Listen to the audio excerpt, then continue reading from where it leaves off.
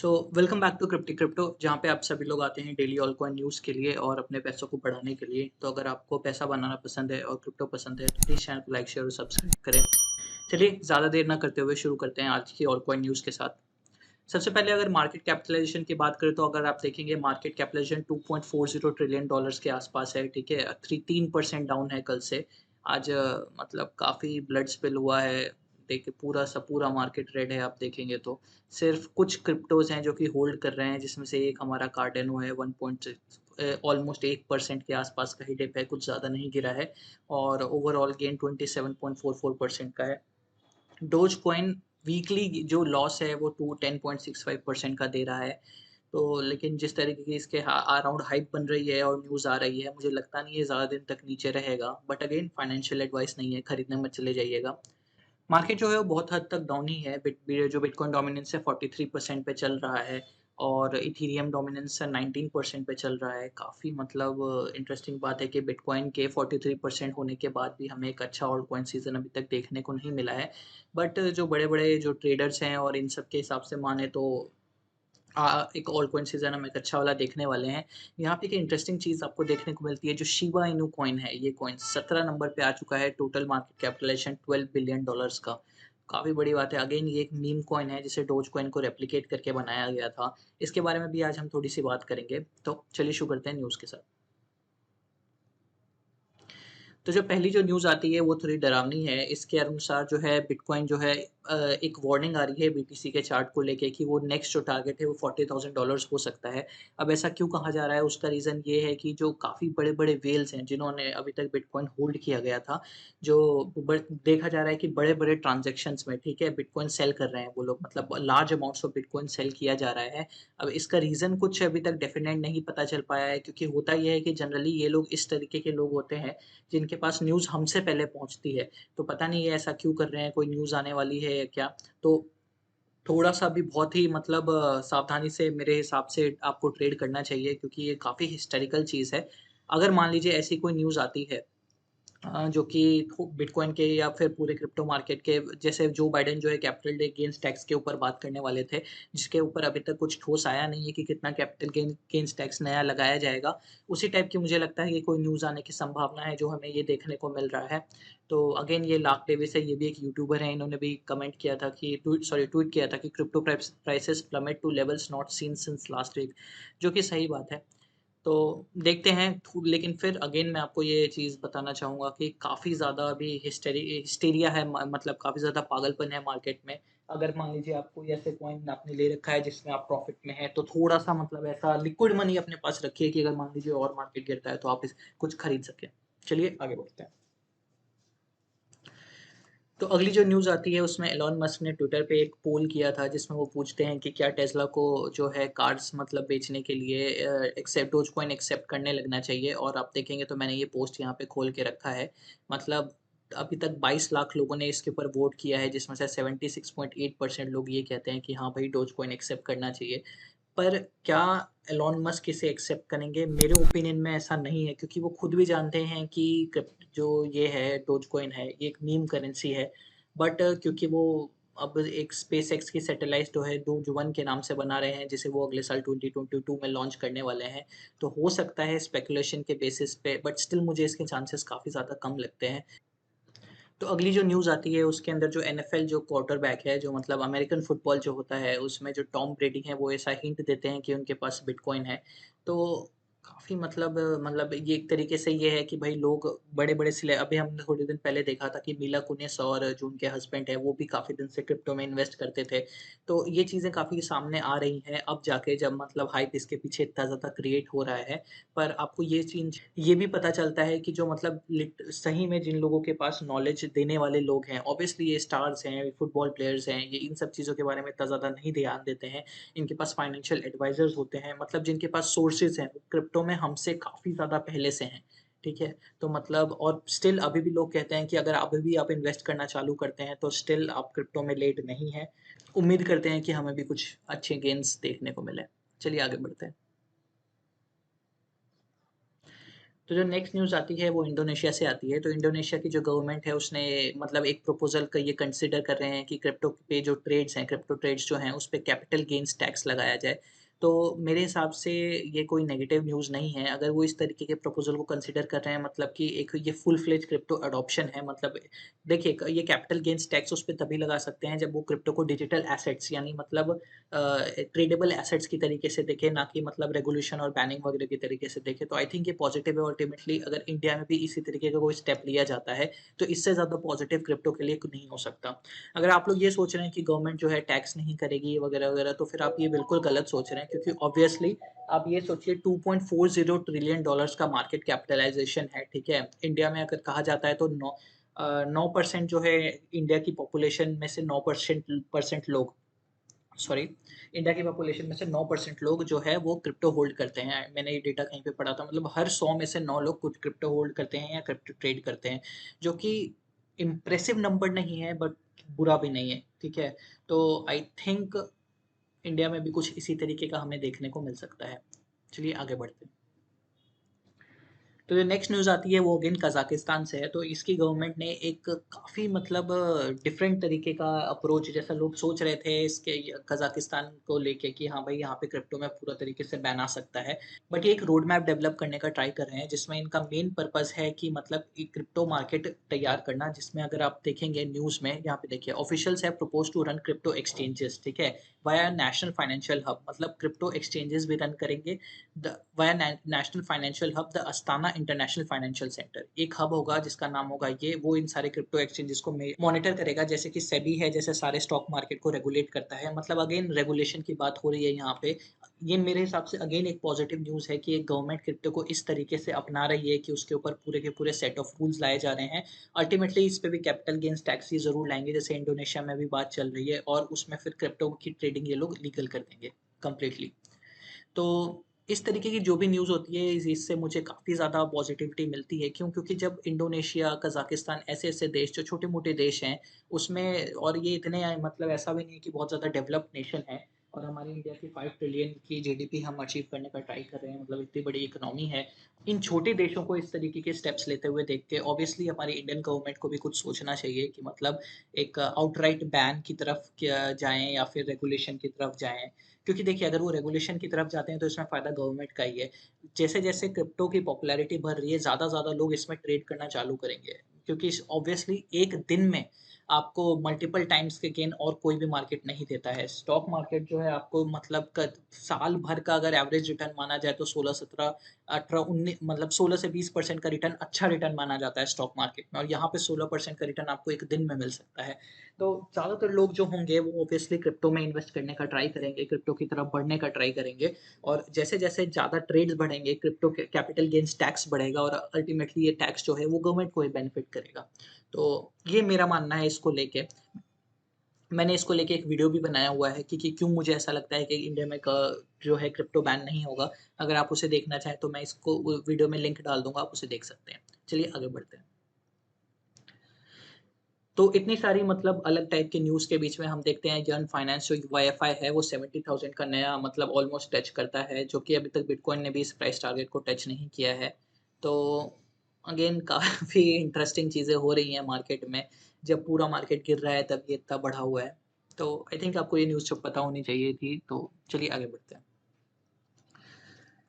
जैसा कि मैंने आपको कहा ही था कि आज के वीडियो में हम शिबा इनू के बारे में बात करने वाले हैं। तो देखिए शिबा इनू में क्या हुआ कि अचानक से 10 मई को, ठीक है, जो न्यूज़ आई थी, 10 मई को बायनेंस ने इसे अचानक से लिस्ट कर दिया, ठीक है। लिस्ट करने के बाद और भी 1-2 एक्सचेंजेज़ ने, एक ओकेक्स एक्सचेंज है, वो भी एक काफ़ी बड़ा एक्सचेंज है, उन्होंने लिस्ट किया और आप देखेंगे तो एक ही दिन में एक 966% का इसके अंदर सर्ज देखने को मिला, जिसके बाद ही इसका जो मार्केट कैपिटलाइज़ेशन है ये 12 बिलियन डॉलर्स हो गया और शिबा इनू जो है 17th रैंक पे आ गया मार्केट कैपिटलाइज़ेशन के हिसाब से। तो अब इसमें इंटरेस्टिंग बात ये है कि ये जो टोकन है, इसमें 50% ऑफ द जो एंटायर टोकन है, जो एंटायर टोकन सप्लाई जो है, वो 1 क्वाड्रिलियन टोकन है, जिसमें से 50% जो है वो इथेरियम के को-फाउंडर विटालिक ब्यूटेरिन को ही इन्होंने दे दी थी, ठीक है? तो इससे क्या होगा, दे के इन्होंने उस टोकन को जो है मतलब आउट ऑफ सप्लाई कर दिया और जो बाकी का 50% यानी बाकी का जो 0.5 क्वाड्रिलियन टोकन्स थे, वो इन्होंने यूनिस्वैप पे दिए, जिसे वो लिक्विडिटी प्रोवाइडर के तरीके से यूज़ कर रहे थे। तो काफ़ी ज़्यादा इंटरेस्टिंग बात ये है कि बाइनेंस एक ऐसे कॉइन को लिस्ट कर रहा है जो कि 50% एक ही आदमी होल्ड करता है। आप ये सोचिए कितने अजीब टोकेनोमिक्स है शिबा इनू कॉइन के। ऑब्वियसली मैं आपको अगर एक बात बताऊँ इसमें जो फैक्ट है, अगर आप लोग भी मेरे साथ एग्री करेंगे कि शिबा इनू कॉइन अगर डोज कॉइन नहीं चलता, अगर एलॉन एलॉन मस्क ने मतलब सॉरी डोज कॉइन को नहीं पंप किया होता तो ऑब्वियसली शिबा इनू को कोई इसमें पैसा भी नहीं डालना चाहता। मेन रीज़न यही था, ये बेसिकली एक अनदर मीम कॉइन है, ठीक है? जो कि डोज कॉइन की सक्सेस को देखते हुए बनाया गया था, तो काफ़ी स मुझे पता नहीं लोग पब्लिक ऐसे कैसे सोचती है और हम किस तरीके के हिस्टेरिकल मार्केट में जी रहे हैं। पिछली बार ऐसा हुआ था तो क्रिप्टो में इतना बड़ा क्रैश आया था कि लोग आज तक हर एक डिप देख के डरते हैं, ठीक है? और अल्टीमेटली वो होगा। आप देखिए इस कॉइन में बस लोग इसलिए पैसा डाल रहे हैं क्योंकि एक और कॉइन है जो कि मीम कॉइन है, ठीक है? अब इसमें सिमिलैरिटीज़ देखिए आप इसमें और डोज में। मीम कॉइन है, दोनों का फेस शिबा इनू है, बस इसके कारण, ठीक है? कि अगर वो कॉइन बढ़ गया तो ये कॉइन भी बढ़ सकता है। मतलब काफ़ी अजीबो-गरीब मार्केट में और दुनिया में हम जी रहे हैं। मतलब बट स्टिल आप लोगों का पैसा है, अगर आप इन्वेस्ट करना चाहें तो आपकी मर्ज़ी है। चलिए आगे बढ़ते हैं। अब जो नेक्स्ट न्यूज़ आती है आई थिंक ये आज की न्यूज़ में से जितनी भी न्यूज़ अभी तक हमने बात करी है तो उसमें से थोड़ा-सा सिग्निफिकेंस इसका मैं ज़्यादा कहूँगा। उसका रीज़न ये है कि ये एक पोटेंशियल बताता है कि क्रिप्टो को किस तरीके से और मतलब आप ऐसा नहीं है सिर्फ़ ट्रेड करके पैसा नहीं मतलब कमाया जा सकता है क्रिप्टो में। मतलब क्रिप्टो में अभी भी एक काफ़ी ज़्यादा चीज़ें हैं जिसका पोटेंशियल टैप नहीं किया गया है। ये हमको इस न्यूज़ से पता चलता है। तो अगर आप लोगों को पता होगा तो एक्सी इन्फिनिटी एक गेम है, ठीक है? जिसमें आप एनएफटी बेस्ड गेम है जिसमें आपको एनएफटीज़ मिलते हैं और जो आइटम्स वगैरह मिलते हैं आप उसको ट्रेड कर सकते हैं, उसे सेल कर सकते हैं। अगर आप इसकी वेबसाइट पे जाएँगे, जो मैं अभी थोड़ी देर पहले देख ही रहा था, ये देखिए axieInfinity.com है, ये इसकी वेबसाइट है। अगर आप देखेंगे तो इसमें जो एक्सपेंसिव ये सोल्ड किया गया है एक्सी, एक्सी मतलब इसके जो चीज़ें होती हैं, जो आइटम्स होते हैं उनको एक्सी कहा जाता है, वो 300 इथेरियम जो है उसमें सोल्ड किया गया है। 300 इथेरियम की अगर हम बात करें, ठीक है, कि वो कितना होता है, तो आप ये सोचिए 300 राइट इंटू अभी चल रहा है मान लीजिए इथेरियम आई थिंक $4,000 मानिए, ठीक है? $4,000 सॉरी ये हो गया। अब इसको मल्टीप्लाई कर दीजिए, मान लीजिए 75 डॉलर अभी 73 पॉइंट समथिंग चल रहा है, अगर 74 से भी मल्टीप्लाई करें तो ये देखिए, ये कितना हो जाता है 88 lakhs sorry this is 8 lakhs this is 8 crore 88 lakhs की ये जो है मतलब एक एनएफटी एक एक्सी 8 करोड़ 8 लैक्स की सोल्ड की गई है, जो कि काफ़ी क्रेज़ी है। मतलब सोचिए कितना लोग पैसा फेंकने को रेडी हैं कुछ-कुछ चीज़ों में। तो मतलब आपको एक तरीके से पोटेंशियल पता चल रहा है कि मतलब आप ज़रूरी देखिए मेरे हिसाब से अगर मान लीजिए जिस आदमी ने ये एक्सी सोल्ड किया होगा, उसे ज़िंदगी में कभी काम करने की ज़रूरत नहीं पड़ेगी। 8 करोड़ कम नहीं होता अगर आप उस अगेन उसे सही तरीके से इन्वेस्ट करें। और इंडिया में लोग 8-8 10-10 घंटे काम करके भी मतलब ज़िंदगी में 1 करोड़ रुपए इकट्ठा नहीं कर पाते हैं और इसने एक ट्रांज़ैक्शन में इस आदमी ने 8 करोड़ रुपए इकट्ठा कर लिए, जो कि अगेन काफ़ी मतलब हिस्टोरिकल चीज़ है। चलिए आगे बढ़ते हैं। अच्छा सॉरी न्यूज़ के बारे में तो बात ही नहीं की। तो मतलब ये एक्सी इन्फिनिटी का एक प्लेयर है जो कि ये कहता है कि वो प्ले करते हुए उसके पास इतना पैसा हो गया कि उसने फिलीपींस में 2 घर खरीद लिए। तो इससे आपको पोटेंशियल पता चल रहा है कि क्योंकि घर तो सस्ता नहीं आता है, ठीक है? तो मतलब कि आप इस तरीके की चीज़ें देखिए मेरे हिसाब से अगर आपको टाइम है तो इस तरीके की चीज़ों में आप थोड़ा रिसर्च कीजिए, काफ़ी सारे अच्छे-अच्छे एनएफटी गेम्स हैं। आप हमारे चैनल को सब्सक्राइब कर लीजिए, हम इस टॉपिक पे भी नए वीडियोज़ लाने वाले हैं, ठीक है? आपको पता चलेगा कि कौन से ऐसे गेम हैं जो कि रियली आपके टाइम के वर्दी हैं, ठीक है? ऑनेस्टली मैं अभी ये गेम्स नहीं खेलता हूँ, उसका पर्टिकुलर रीज़न ये है क्योंकि आप देखिए ये जो भी गेम्स हैं ना ये इथेरियम ब्लॉकचेन पे अभी हैं। आई थिंक एक बार मैं ये वेट कर रहा हूँ कि ये डिफरेंट ब्लॉकचेन्स पे आएँ क्योंकि इथेरियम ब्लॉकचेन पे गैस फीस बहुत ज़्यादा है। मान लीजिए जैसे उसका रीज़न क्या है मैंने एक ट्राई भी किया था। जैसे एक्सी को ही लीजिए, मान लीजिए आप 1 इथेरियम का जैसे मान लीजिए 1 इथेरियम का कुछ सोल्ड कर रहे हैं, ठीक है? यानी $4,000 का। अगर $4,000 पे आपको $300 देने पड़ते हैं, चलिए आप एक बार खुद बोल देंगे क्या ठीक है $3700 मुझे फिर भी मिल रहे हैं। लेकिन हर एक को इतनी बढ़िया रेयरिटी वाले आइटम नहीं मिलेंगे, मतलब लेजेंडरी आइटम्स वगैरह नहीं मिलेंगे। आपको नॉर्मल आइटम्स ज़्यादातर वही मिलेंगे जिसकी कॉस्ट बहुत कम होगी आई थिंक $50, $10, $15 ऐसे होगी। अब मान लीजिए आप टोटल जो आइटम सेल कर रहे हैं वो $500 का है, जिसमें से आपको $350 की फीस देनी पड़ रही है। और ये जो आपने $500 के आइटम गेन किए हैं, ये ऑलमोस्ट मतलब 15, 20, 30 दिन खेल के गेन किए हैं। ठीक है, मान लीजिए आपका लक ही ऐसा है कि आपको कुछ बढ़िया एक्सी नहीं मिल रहा है, बढ़िया कोई एनएफटी नहीं मिल रहा है। तो मतलब मैं क्या कहना चाह रहा हूँ कि जो इथेरियम पे जो फीस है ना, वो काफ़ी ज़्यादा क्रेजी है अभी भी। जो नया अपडेट जो आने वाला है, हार्ड फोक आने वाला है, अगर उसके बाद जो है इसकी फीस में रिडक्शन होता है, तो ऑब्वियसली मैं इथेरियम बेस्ड एनएफटी गेम्स के ऊपर जाऊँगा। वरना मैं एक्सप्लोर कर रहा हूँ कि जो दूसरे ब्लॉकचेन बेस्ड एनएफटी गेम्स अभी आ रहे हैं, क्योंकि ये प्रॉब्लम ऑब्वियसली सब लोग रियलाइज़ कर रहे हैं और सब लोग इसका सॉल्यूशन ढूँढने का ट्राई कर रहे हैं। तो मेरा रुख उनकी तरफ ज़्यादा होने वाला है। चलिए आगे बढ़ते हैं।